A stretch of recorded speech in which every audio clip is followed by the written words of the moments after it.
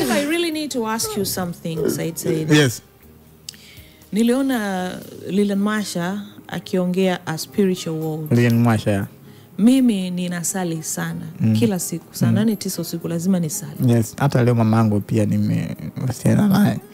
Nimeona comment yake.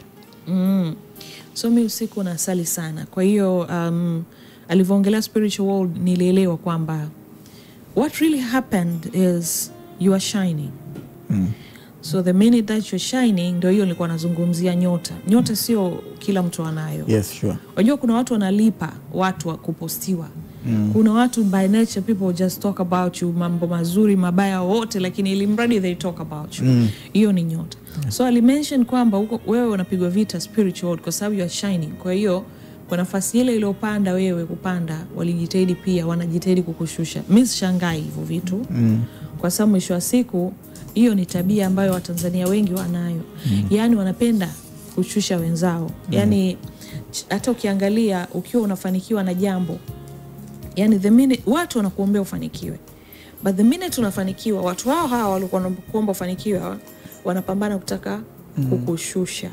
So mimi nilimuelewa sana, lakini pia ndo entertainment industry tulionayo. Yes, sure. Watu kupigana vitu nini kawaida tu. Mwingine kutaka kupambana kumshusha mwingine kawaida tu. Lakini wewe kuperform mbele ya rais, you need to be like very happy and proud for that. Unajua ni kitu ambacho sio kila mtu anapata nafasi. Ni bahati. Kwa next time ukipata tena nafasi hiyo, kumbuka this is Africa, this is Tanzania. Uwe tuna mipaka. Sasa mimi sijakataa, nimewaelewa Tanzania. Mimi nataka mpaka sasa hivi wa Tanzania sijajua kosa lilikuwa, mimi nataka kujua kosa. Kwa sababu vitu ni vigeni, I think. Ngoja nikusaidie. I think vitu ni vigeni. Unajua kama ulivyosema. Kwa sababu kuna mtu amenishauri kuomba msamaha. Mimi mwenyewe nikasema kuomba msamaha sio shida. Ila kosa ni lipi? Ili ninapata nikienda kuomba msamaha niwe najua kosa langu. Mpaka sasa hivi sijajua kosa langu. You can say kwamba labda jamani nilipitiliza kuchekesha Tanzania. Hujapitiliza kuchekesha? Sijapitiliza. Kwa sababu okay, niambie kuna joke hii umefanya imepitiliza. Anyways, labda this is your time, you're shining. So unaweza kufanya mimi naweza kukutajia joke zote ambazo. Joke ambayo mimi nilikuwa naona labda Tanzania ndo wangeniattack. Nilimwambia Dr. Tulia kwamba bunge limekaribia kufungwa, yeye kaandaa marathon. Isije akawa anataka kukimbia na hela za kinobongo cha wabunge. Hiyo nao ilikuwa kwenye utani. Na Dr. Tulia kaipost kwenye page yake anacheka. Really? Sasa Watanzania, mimi hiyo joke nimepiga nikamwambia mama una taarifa Dr. Tulia ameandaa marathon.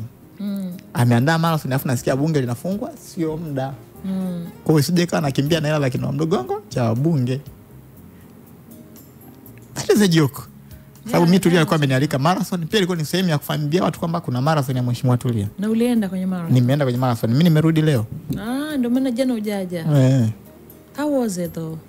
Madam Tulia amefanya, nadhani sasa hivi kwenye taifa letu Tulia marathon ndo marathon namba 1 nchini. Very popular.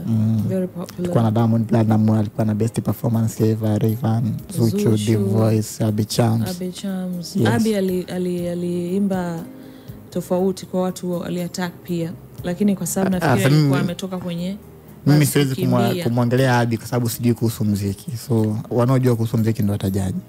Asa mtu katoka kukimbia, alitaka imbeje?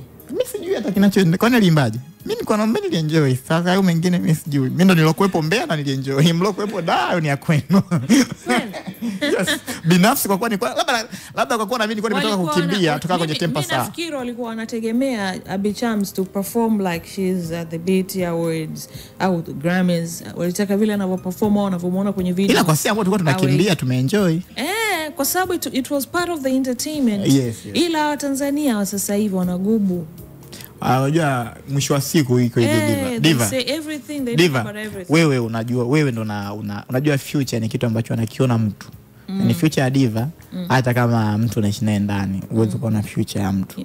Future ni kitu ambacho anakiona yeye mwenyewe. Na Mungu mwenyewe. Na Mungu. Nasema kwa sababu binadamu ni wewe mwenyewe. Kama wewe ndo unaona future, ina maana mtu mwingine hawezi kujua future yako. So hapo katikati Usikubali mtu ambaye hakuharibu kitu ambacho hajui mwisho wake. Wewe unajua mwisho wake. Kabisa. So sometimes mtu anataka kuattack, just relax. Sababu kuongea ni moja ya kazi ya kinywa. So ukitaka watu wasiongee pia, kinywa kitakuwa hakina kazi. Neno.